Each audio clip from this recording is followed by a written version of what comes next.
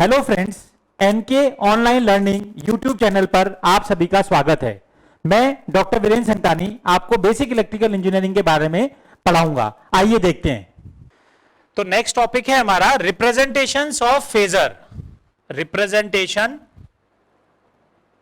Of phasor. तो इसमें हम क्या बात करते हैं कि कोई भी ऐसी क्वांटिटी जो है उसको हम चार तरीके से रिप्रेजेंट कर सकते हैं। कौन कौन से चार मेथड होते हैं? पहला है रेक्टेंगुलर फॉर्म। रेक्टेंगुलर फॉर्म, इसको हम कार्टेशियन फॉर्म भी बोलते हैं। Cartesian form, Cartesian form. दूसरा मेथड होता है polar form. Second method is polar form. Third method is trigonometric form. Trigonometric form. And fourth method is exponential form. Exponential form means किसी भी ऐसी क्वांटिटी को हम इन चार मेथड से, जिसमें कि हम बात कर रहे हैं रेक्टेंगुलर फॉर्म जिसको कि हम कार्टेशियन फॉर्म भी बोलते हैं, second method polar form, third method trigonometric form और fourth method is exponential form. किसी भी ऐसी क्वांटिटी को हम इन चार मेथड से रिप्रेजेंट कर सकते हैं। जो अभी हमने देखा इससे जस्ट पहले वाले टॉपिक में, जिसमें हम जे नोटेशन की बात कर रहे थे और फेजर जो मूव कर रहा था रियल और इमेजिनरी एक्सिस में, वो क्या मेथड था? रेक्टेंगुलर फॉर्म, या उसको हम क्या बोलते हैं? Cartesian form. तो कार्टेशियन फॉर्म में हम फेजर पी को कैसे लिखते हैं? ए प्लस जे बी, जहां पे कि ए और बी क्या है? रियल एक्सिस और इमेजिनरी एक्सिस वाले पार्ट हैं। तो कार्टेशियन फॉर्म या रेक्टेंगुलर फॉर्म में फेजर को लिखने का तरीका मैंने क्या बताया? P is equal to A plus j B, where A and B are the real and imaginary axis parts of the particular phasor respectively। ठीक है, तो इसका मैग्नीट्यूड जो होता है P, हमने देखा चारों ही केस में, वो क्या था? A square plus B square. और फाई एंगल जो, अगर हम फर्स्ट क्वाड्रेंट की बात करते हैं, तो जो फाई एंगल था that was given in phi is equal to tan inverse of B by a. तो इस मेथड में रेक्टेंगुलर फॉर्म में हम इसको किस में रिप्रेजेंट करते हैं? P is equal to A plus j B वाले फॉर्म में जहां हम रिप्रेजेंट करते हैं, तो वहां हम उसको बोलते हैं रेक्टेंगुलर फॉर्म या कार्टेशियन फॉर्म। दूसरा मेथड जो सबसे ज्यादा रिप्रेजेंट किया जाता है किसी भी फेजर को, या तो रेक्टेंगुलर फॉर्म में या पोलर फॉर्म में। तो पोलर फॉर्म में हम कैसे रिप्रेजेंट करते हैं? Magnitude of P plus minus angle phi. Means here it is magnitude, और ये एंगल जो हो जाता है कि ये एंगल जो है प्लस माइनस फाई। प्लस का मतलब लीड करता हुआ एंगल और माइनस का मतलब लैगिंग एंगल। तो पोलर फॉर्म में हम कैसे रिप्रेजेंट करते हैं किसी फेजर P को? मैग्नीट्यूड ऑफ दैट फेजर, और उसके बाद उसका जो है वो एंगल हम लिख देते हैं। ट्रिग्नोमेट्रिक फॉर्म की अगर हम बात करें, तो हम ट्रिग्नोमेट्रिक फॉर्म में ऐसे लिखते हैं फेजर को, P ब्रैकेट के अंदर cos phi plus j sin phi. This is the method to represent the phasor in trigonometric form, that is magnitude then cos phi plus j sin phi। और exponential की अगर हम बात करें तो उसको हम रिप्रेजेंट करते हैं P that is magnitude then exponential plus minus j phi। This is the method to represent the phasor P in the exponential form।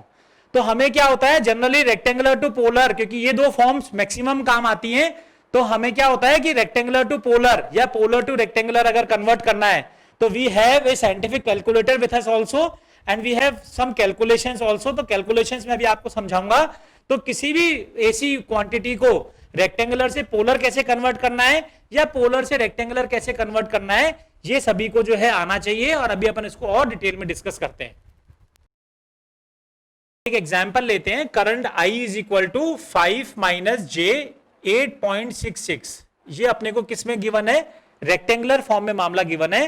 That is I current equal to 5 minus j 8.66, है ना। ये क्योंकि A plus जेबी वाली form में है, तो ये rectangular form में है, और हमें क्या करना है? इसको पोलर फॉर्म में कन्वर्ट करना है। तो देखिए, अगर मैं इसको पोलर फॉर्म में कन्वर्ट करूंगा, तो जो इसका मैग्नीट्यूड होगा P, जो मैग्नीट्यूड होता है that is equal to under root of 5 square plus 8.66 का होल स्क्वायर। तो मैग्नीट्यूड क्या हो जाएगा? 5 का स्क्वायर प्लस 8.66 का होल स्क्वायर। तो मैं अगर इसको सॉल्व करूंगा, तो ये दोनों अगर मैं इसको सॉल्व करूंगा, तो दिस बिकम्स रूट ऑफ 100, और ये किसके बराबर आ जाएगा? रूट ऑफ 100 किसके बराबर होता है? 10 के बराबर होता है।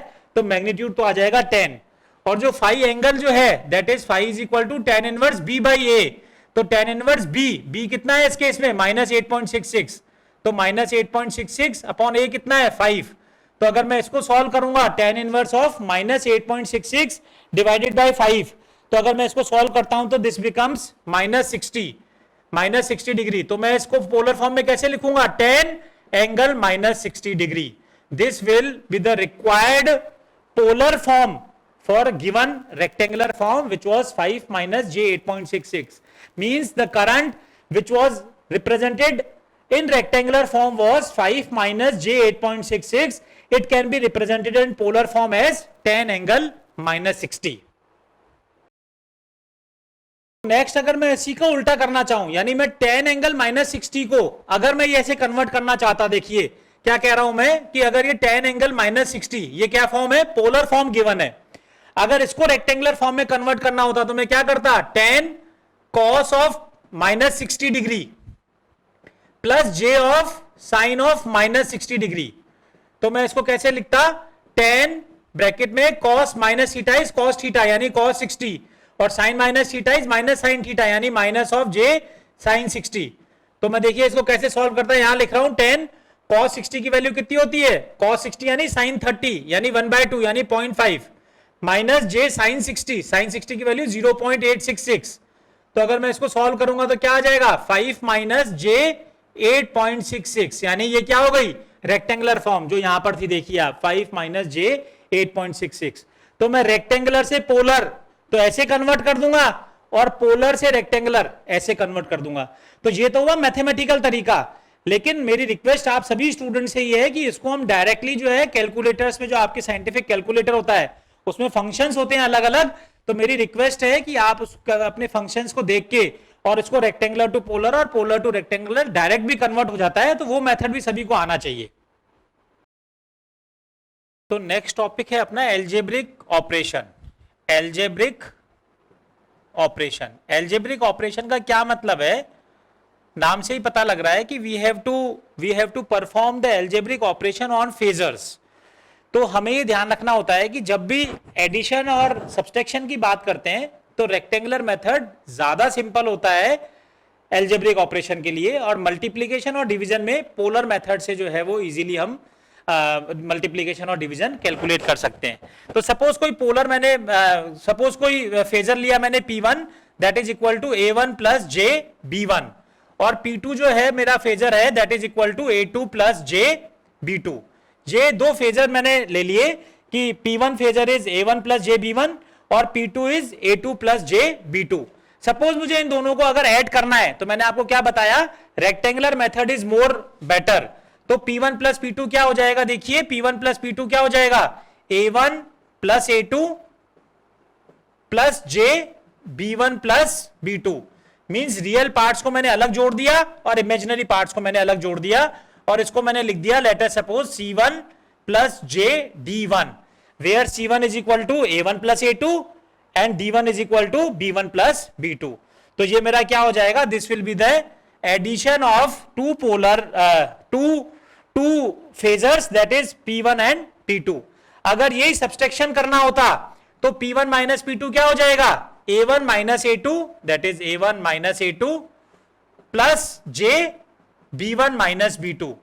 तो A1 माइनस A2 को मैं लिख देता हूं लेटर सपोज E1 और B1 माइनस B2 को मैं लिख देता हूं सपोज F1। तो this becomes E1 plus J F1। Even इसको ये भी लिख सकते थे, B2 माइनस B1 कर देते इसको, तो इसको अपन माइनस J F1 लिख देते। मींस एडिशन और सब्सट्रैक्शन करने के लिए हमने क्या मेथड यूज किया, रेक्टेंगुलर मेथड या कार्टेशियन फॉर्म में हमने इसको इजीली जो है हम इसको एडिशन और सब्सट्रैक्शन कर सकते हैं। अब मैं डायग्राम से आपको इसको पोलर में कैसे करते हैं एडिशन और सब्सट्रैक्शन वो समझाने की कोशिश कर रहा हूं।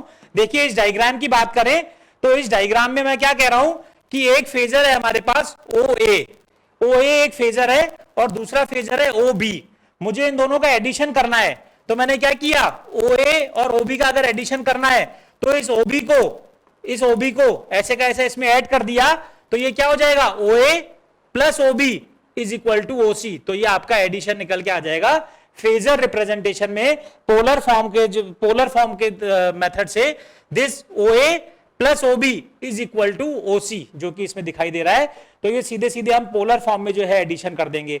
अगर सब्सट्रैक्शन करना रहता, इसी में मैं अगर सब्सट्रैक्शन की बात करूं कि OA और OB को आपस में सब्सट्रैक्ट करना है, तो देखिए OB का उल्टा क्या हो जाएगा, OE।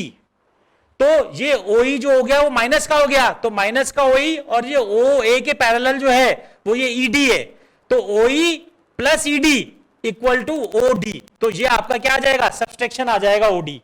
तो ये वाला जो वेक्टर है, ये वाला वेक्टर जो है OD, वो किसके बराबर आया, minus of OB। Minus of OB किसके बराबर है, देखिए OE के बराबर। तो माइनस ऑफ OE और प्लस का ED किसके बराबर है, OA के बराबर है। तो OA में मैंने क्या जोड़ा, माइनस का OB किया, तो मेरे को वेक्टर क्या मिला, OD।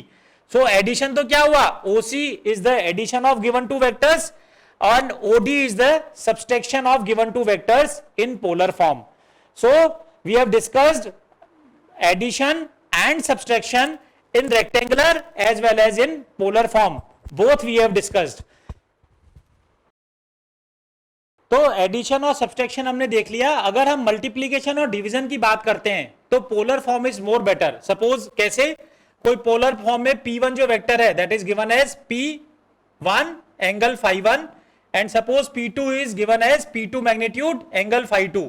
तो अगर मल्टीप्लाई करना है P1 P2 अगर मल्टीप्लाई करना है तो magnitude will be simple, P1 magnitude P2 magnitude, और एंगल क्या हो जाएगा मल्टीप्लीकेशन में, φ1 प्लस φ2, क्योंकि हमें पता है मल्टीप्लीकेशन में एंगल क्या हो जाते हैं, ऐड हो जाते हैं। तो मल्टीप्लीकेशन क्या आ गया, दोनों मैग्नीट्यूड्स का मल्टीप्लीकेशन और एंगल क्या हो जाएगा, दोनों का एडिशन हो जाएगा। अगर यही सब्सट्रैक्शन करना होता P1 अपॉन P2 तो क्या हो जाएगा, magnitude of P1 upon magnitude of P2, यहां पर एंगल φ1 यहां पर एंगल φ2, तो मैग्नीट्यूड तो क्या हो जाएगा P1 अपॉन P2 और नेट एंगल क्या बन जाएगा, φ1 माइनस φ2, क्योंकि जब ये डिवाइड में होता है तो जब ये ऊपर जाता है तो माइनस हो जाता है, तो एंगल क्या आ जाएगा, φ1 माइनस φ2।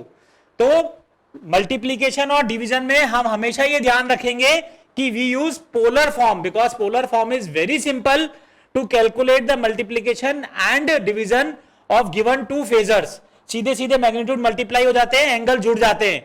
यहाँ पे डिवीजन में सीधे सीधे मैग्नीट्यूड डिवाइड हो जाते हैं और एंगल क्या हो जाएगा, φ1 अपॉन φ2 में ये ऊपर जाएगा, तो एंगल इज φ1 माइनस φ2।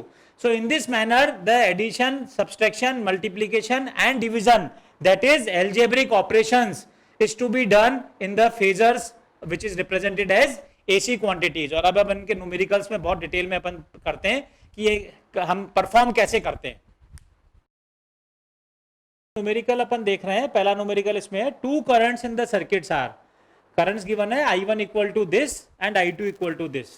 तो ये दिया हुआ है साइन 314t और ये साइन 314t माइनस π/3, माइनस π/3 यानी माइनस 60 डिग्री।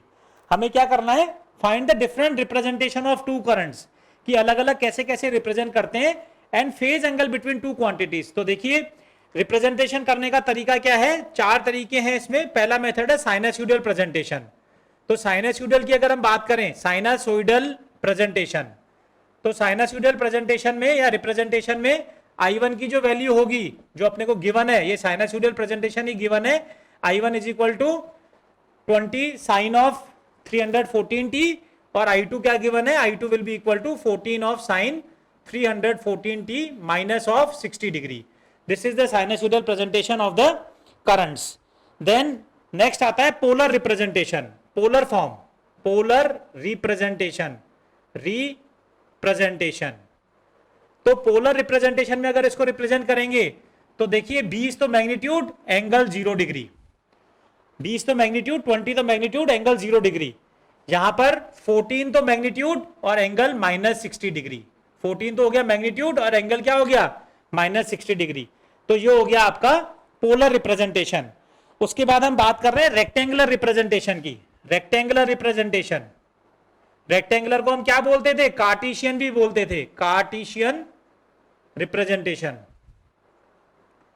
तो इसमें मैंने आपको बताया था कार्टेशियन या रेक्टेंगुलर रिप्रेजेंटेशन में क्या करते हैं, इसको 20 cos 0 प्लस j sin 0, यानी ये क्या बन जाएगा 20 cos 0 इज 1 और j sin 0, sin 0 0 होता है तो ये वही हो जाएगा और यहां पे ये क्या बनेगा 14 cos of -60 degree plus j sine of -60 degree, यानी ये बनेगा 14 cos माइनस थीटा यानी cos थीटा यानी cos 60 यानी sin 30 यानी 1/2, तो ये हो गया 1/2 माइनस j ऑफ sin 60, तो ये क्या बनेगा दिस बिकम्स 14 0.5 माइनस j 0.866, तो इसको अगर मैं सॉल्व करूंगा तो ये तो बन जाएगा 7, और इसको अगर मैं सॉल्व करता हूं तो this becomes j 12.12 minus j 12.12, तो दिस इज द रेक्टेंगुलर और Cartesian representation of 14 angle -60. Next आएगा एक्सपोनेंशियल रिप्रेजेंटेशन. एक्सपोनेंशियल रिप्रेजेंटेशन,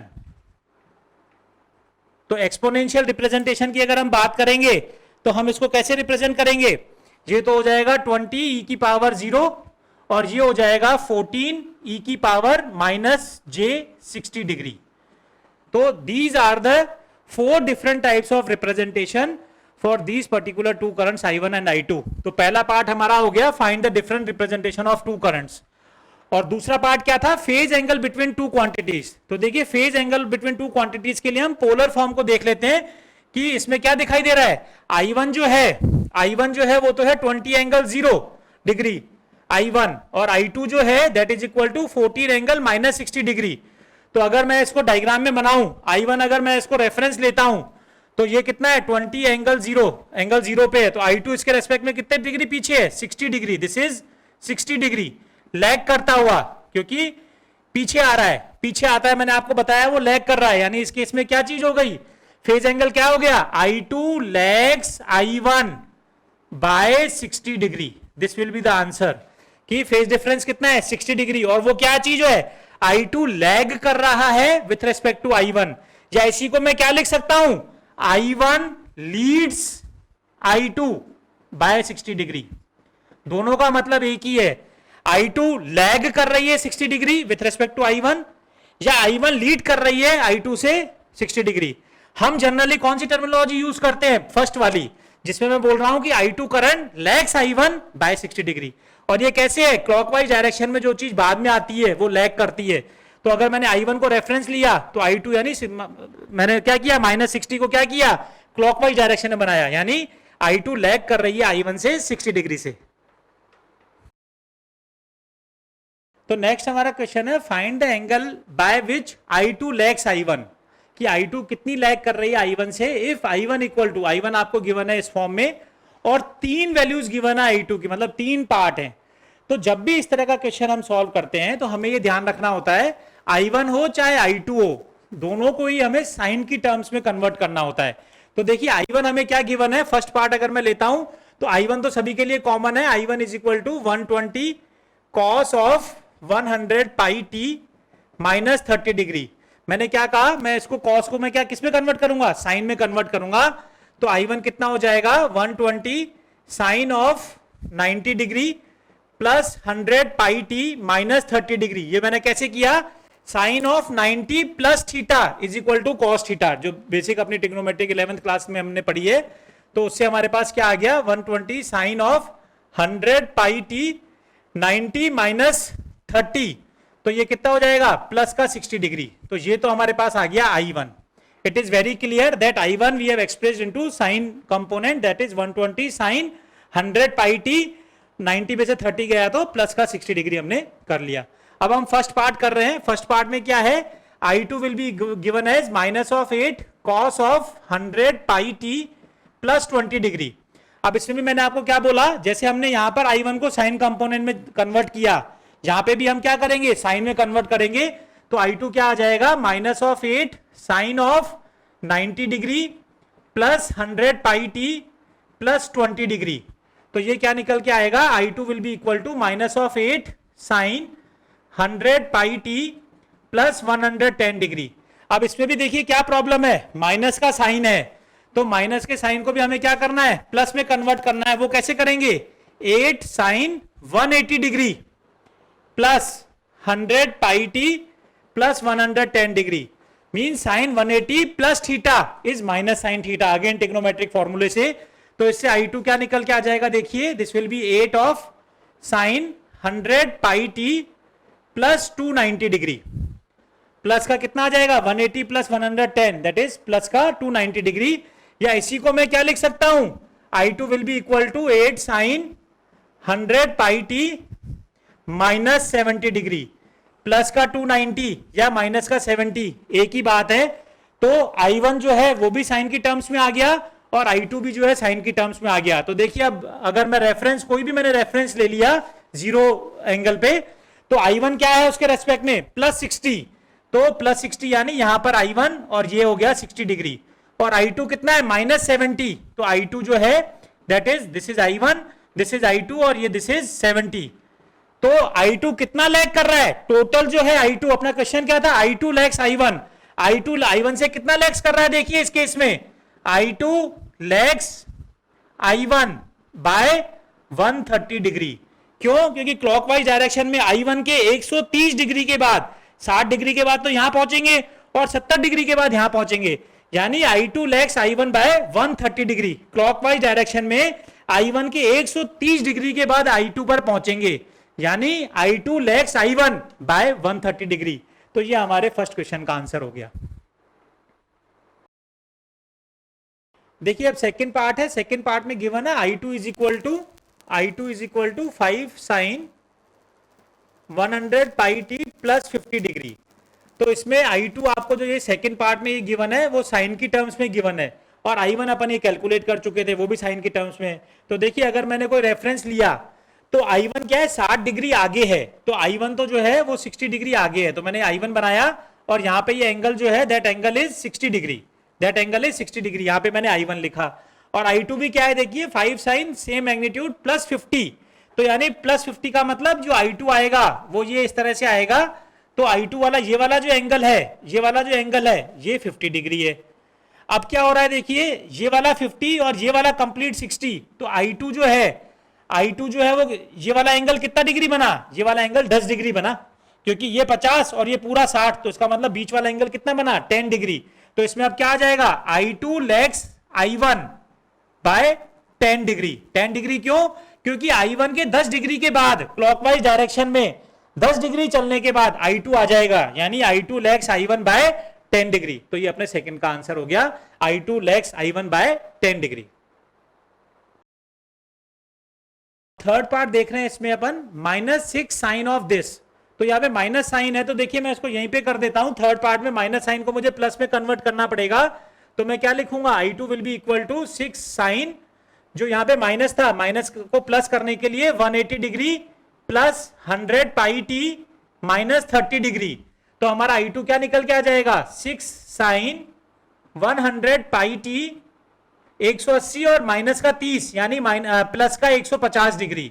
तो this will be I2 that is 6 sine 100 pi t plus 150, ये तो वो I2। और I1 कहां पर था अपना, I1 ये था, है ना, 120 sine of 100 pi t plus 60, तो ये I1 है और ये I2 है। तो देखिए इन दोनों से फेजर बना रहा हूं मैंने कोई रेफरेंस बना लिया, ये रेफरेंस है, इसके रेस्पेक्ट में I1 कितना है प्लस 60, तो मैंने I1 को प्लस 60 मतलब यहां पे मैंने I1 लिख दिया और यहां पे एंगल लिख दिया प्लस 60 डिग्री। क्लियर। फिर है I2 is equal two plus का 150, ये तो हुआ I1, और I2 प्लस का 150 यानी तकरीबन यहां पर, तो this will be I2 and this complete angle is 150। ठीक, तो इसका क्या मतलब हुआ, I2 150 डिग्री पर है, तो इसका मतलब है क्लॉकवाइज डायरेक्शन में टोटल ये वाला एंगल है 60 और ये वाला एंगल है 150, यानी 90 डिग्री यूं चलने पर I1 आ रहा है, यानी I1 क्या हो रहा है, I1 lags I2 bye 90 degree, यानी यहां क्लॉकवाइज डायरेक्शन में 90 डिग्री चलने के बाद I1 आएगा, 90 डिग्री चलने के बाद I1 आएगा, यानी I1 क्या कर रहा है, लैग कर रहा है I2 से 90 degree. This will be the answer. Next हमारा क्वेश्चन है, टू फेजर्स A आपको गिवन है 3 प्लस J1 और B आपको गिवन है 4 plus J3, calculate the value of A plus B।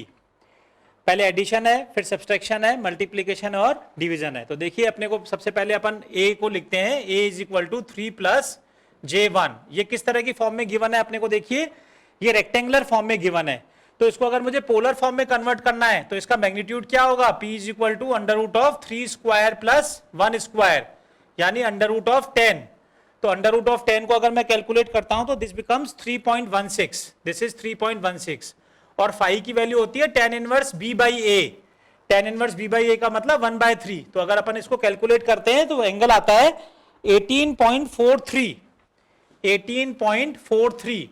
तो मैं जो है इस a को कैसे लिखूंगा, a can be written as 3 plus J1 is equal to, magnitude इसका हो गया 3.16 और एंगल हो गया इसका 18.43 डिग्री, यानी इसको मैंने रेक्टेंगुलर से पोलर फॉर्म में कन्वर्ट कर दिया, this is a। Similarly b को भी अपन ऐसे का ऐसे ही करते हैं, b में क्या चीज है 4 प्लस J3, तो 4 प्लस J3 करने के लिए इसका मैग्नीट्यूड जो है, उसका मैग्नीट्यूड तो क्या हो जाएगा, root of 4 square plus 3 square, यानी रूट ऑफ 16 प्लस 9 यानी 5, और जो एंगल है फाई वो क्या हो जाएगा tan इनवर्स 3/4, तो tan इनवर्स 3/4 अगर अपन कैलकुलेट करते हैं तो this angle is 36.86, 36.86।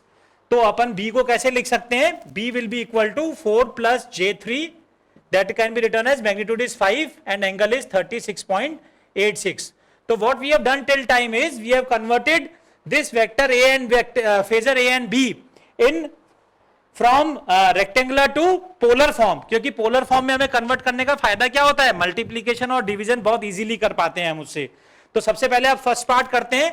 First part क्या है, a प्लस b, तो मैंने आपको बता रखा है एडिशन और सब्सट्रैक्शन करने के लिए हम रेक्टेंगुलर फॉर्म यूज करेंगे और मल्टीप्लीकेशन और डिवीजन करने के लिए हम पोलर फॉर्म यूज करेंगे।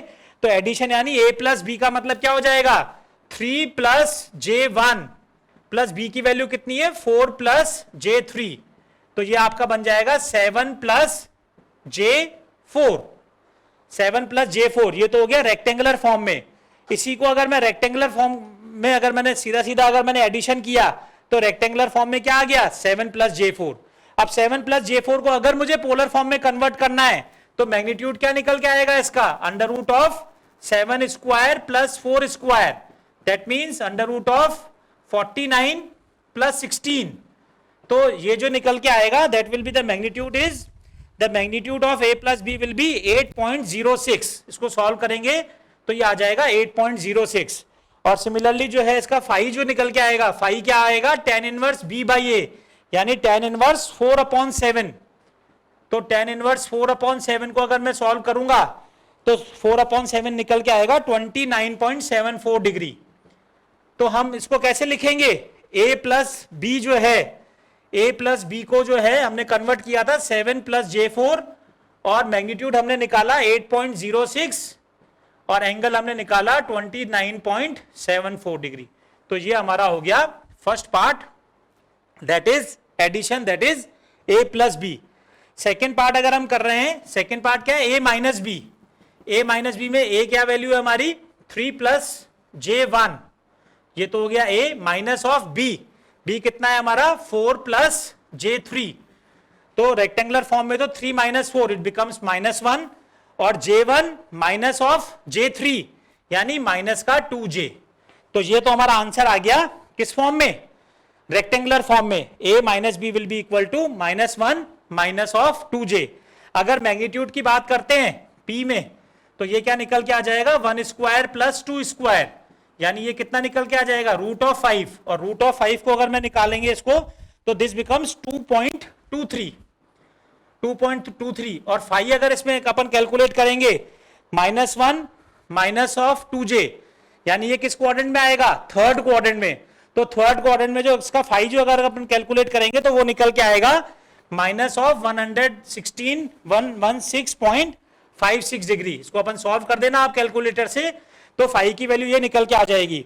तो a माइनस जे बी को हम a माइनस बी को कैसे लिखेंगे, -1 -2 जो तो हो गया रेक्टेंगुलर फॉर्म में, और पोलर फॉर्म में कैसे लिख देंगे 2.23 एंगल ऑफ -116.56 डिग्री।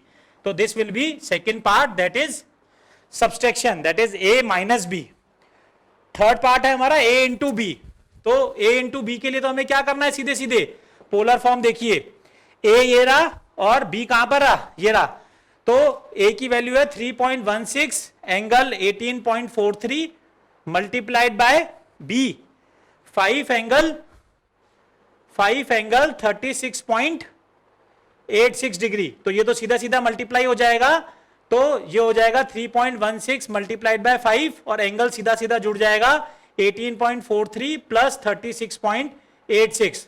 तो अगर मैं इसको सॉल्व कर दूंगा तो इसका मैग्नीट्यूड जो है ए बी का मैग्नीट्यूड तो निकल के आ जाएगा 15.8 और एंगल आ जाएगा 55.29 डिग्री।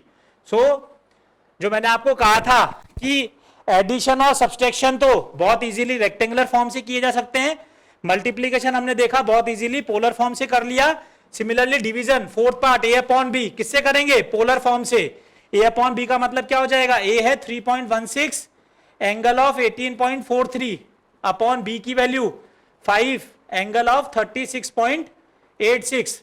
तो ए अपॉन बी से क्या निकल के आ जाएगा 3.16 डिवाइडेड बाय 5 और एंगल क्या आ जाएगा 18.43 माइनस ऑफ 36.86।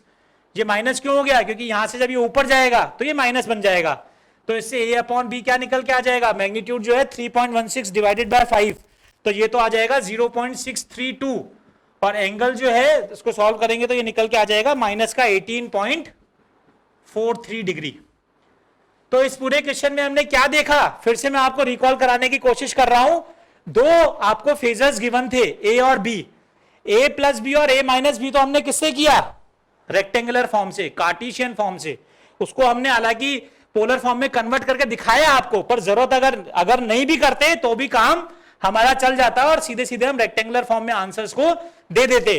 तो एडिशन और सब्सट्रैक्शन करने के लिए तो रेक्टेंगुलर और Cartesian form is useful, whereas in the case of multiplication and division हमने किससे किया, पोलर फॉर्म से। क्योंकि पोलर फॉर्म में क्या होता है, मैग्नीट्यूड सीधे सीधे मल्टीप्लाई हो जाते हैं, एंगल सीधे सीधे जुड़ जाते हैं मल्टीप्लीकेशन में। और डिवीजन में क्या होते हैं, मैग्नीट्यूड सीधे सीधे डिवाइड हो जाते हैं, एंगल ये जो डिनोमिनेटर वाला है इसमें माइनस हो जाता है।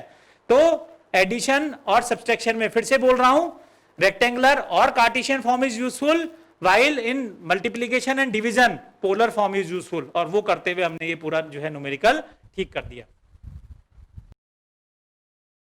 तो देखिए नेक्स्ट हमारा न्यूमेरिकल है, a sinusoidal voltage of 50 hertz, the given frequency is 50 hertz and RMS value of 213 volts, the voltage RMS value is given that is 213 volts। ठीक, तो first part is right the equation for voltage, हम first part ही करते हैं पहले। तो voltage equation क्या होती है, V is equal to Vm sine of omega t, where Vm is maximum value and omega is the frequency of the particular voltage waveform. तो Vm अपना क्या बनेगा, देखिए √2 इंटू VRMS, और RMS value is given that is 213, that means it will be √2 into 213।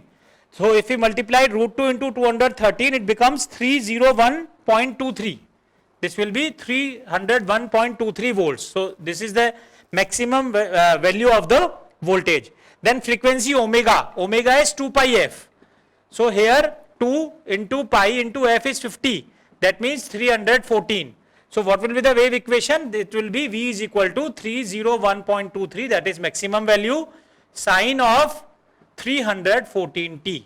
This will be the wave equation, we can say the equation for the voltage waveform in this case. So this completes our part number 1.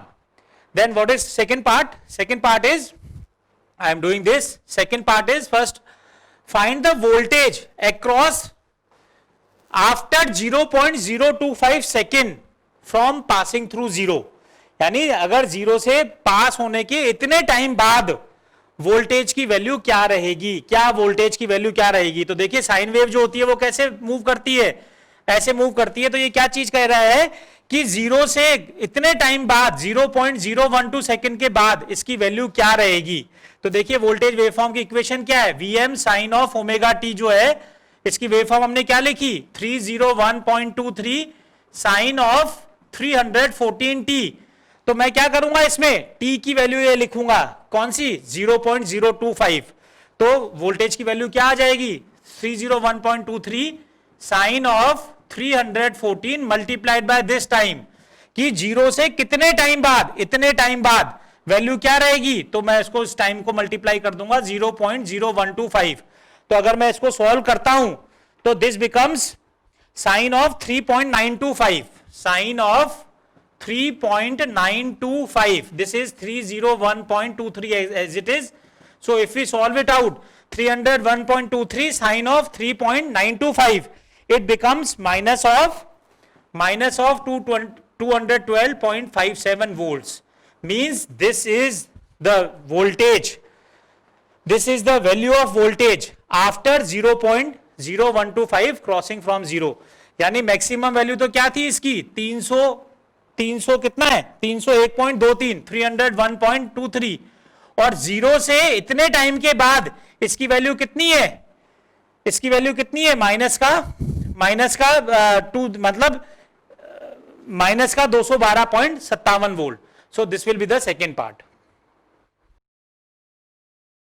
Then third part है इसमें, find the voltage after 0.0125 second from maximum value instant.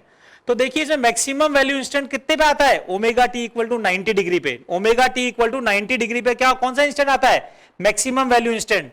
तो वहां पे जब अगर मैं third part calculate करूंगा तो क्या करूंगा मैं, v is equal to v m sine of omega t plus 90 degree. 90 degree के बाद अपने को कितनी देर बाद अपने को वो इंस्टेंट मिलेगा. मींस इसमें क्या करना पड़ेगा, क्योंकि maximum value is at omega T equal to 90 degree. तो 90 डिग्री के बाद आफ्टर दिस सेकेंड यानी 90 प्लस दैट टाइम. तो इसमें क्या हो जाएगा देखिए, v is equal to v m हम कैलकुलेट कर चुके हैं 3.12301.23 sine of this is 1314 t plus 90 degree. और यहां पे t की वैल्यू क्या लिखनी है 0.0125 सेकेंड. क्यों, because it is asked that find the voltage after इतने सेकेंड फ्रॉम मैक्सिमम वैल्यू. तो मैक्सिमम वैल्यू के लिए हमने 90 जोड़ दिया और t के लिए हम वही वैल्यू रखेंगे. तो कितना आएगा 301.23 साइन ऑफ, जो ये यहां पे हमने कैलकुलेशन की थी 3.925 ही आएगा यहां पर भी 3.925 प्लस 90 डिग्री को हम अगर इसमें कन्वर्ट करेंगे पाई में, उसमें पाई बाई 4 यानी 1.57. तो इसको अगर मैं सॉल्व करूंगा तो v is equal to 301.23 sine of, ये अपना बन जाएगा, इसकी वैल्यू अपनी निकल के आएगी दैट इज 5.495. तो अगर मैं इसको सॉल्व करूंगा तो v will be equal to total answer will be minus of 213.5 volt, minus of 213.5. तो मैं एक बार फिर से एक बार रिकैप कर देता हूं. क्वेश्चन क्या था, फाइंड द वोल्टेज आफ्टर इतना second from maximum value instant. तो मैक्सिमम वैल्यू इंस्टेंट कितने पे आता है 90 डिग्री पे. तो 90 प्लस ओमेगा टी किया, और ओमेगा टी में क्या था ये ओमेगा 2 पाई एफ. तो 2 पाई एफ क्या हो गया 314 टी. इतने सेकंड के बाद तो क्या किया 90 प्लस ये वाला सेकंड. तो ये कैलकुलेशन अपन पहले यहां पे कर चुके थे 314 into this time was same. तो वो वैल्यू मैंने यहां से यूं के यूं ले ली और 90 को मैंने लिख दिया 1.57 और इसको कैलकुलेट करके क्या आ गया, यानी 90 डिग्री के इतने टाइम बाद मैक्सिमम वैल्यू के इतने टाइम बाद, मैक्सिमम वैल्यू कहां पर है ये वाली वैल्यू, इसके 0.125 टाइम बाद सेकेंड बाद वैल्यू कितनी होगी माइनस के 213.5. This will be the third part. देखिए फोर्थ पार्ट अब देखते हैं. At what time measured from A zero value, zero value से मेजर करना है, the instantaneous voltage will be 150 volt. यानी इंस्टेंटेनियस वैल्यू की वोल्टेज वैल्यू जो है वो 150 वोल्ट हो जाए. तो देखिए क्या होता है, v is equal to v m sine omega t. अगर मैं जीरो इंस्टेंट से बात करता हूं तो the waveform of voltage is v is equal to v m sine omega t. ठीक, तो अगर मैं फोर्थ पार्ट की इसमें बात करता हूं तो इसमें इंस्टेंटेनियस वोल्टेज कितना गिवन है 150 वोल्ट. तो मैं इस v की जगह कर दूंगा 150 is equal to v m that is 101.23 sine of 314 t. तो इससे क्या निकल के आएगा, sine of 314 t is equal to 150 upon 301.23. तो इससे अपना क्या निकल के आएगा 314 t is equal to sine inverse of 150 upon 301.23. तो अगर मैं इसको t के लिए सॉल्व करूंगा तो इसको t के लिए सॉल्व करूंगा तो इसकी वैल्यू आएगी, t की वैल्यू जो है सॉल्व करने पे आएगी दैट इज 1.66 मिलीसेकेंड, 1.66 मिलीसेकेंड. तो this will be the answer, that is after 1.66 millisecond the instantaneous value of voltage becomes 150 volts. मैं फिर से बोल रहा हूं, क्या क्वेश्चन था? At what time measured from zero value instantaneous voltage will B becomes 150। तो देखिए इंस्टेंटेनियस अपनी जो इक्वेशन होती है V equal to v m sine omega t, तो इसमें दिया हुआ है कि दिस विल बी 150। मैक्सिमम हम कैलकुलेट कर चुके हैं, तो टाइम पीरियड कितना होगा जीरो के बाद? तो हमने क्या किया, 150 is equal to maximum value sine of 314 t. तो इससे हमें केवल क्या करना है, टी की वैल्यू निकालनी है, and that T will be 1.66 millisecond. That's it.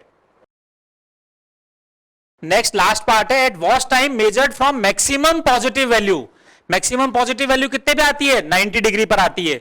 Instantaneous voltage will be 150। तो देखिए इसके लिए क्या करेंगे, फिफ्थ पार्ट के लिए, कि V इज इक्वल टू क्या हो जाएगा यहां पे, Vm sine of omega t plus 90 degree. Plus 90 degree यहां पे क्यों किया है? बिकॉज मैक्सिमम वैल्यू कितने पे आती है, 90 डिग्री पे आती है। तो 90 डिग्री प्लस ओमेगा टी कर देंगे यहां पर, तो वही instantaneous value 150 is equal to 301.23 sine of, ये कितना हो जाएगा, 314 टी प्लस 90 डिग्री।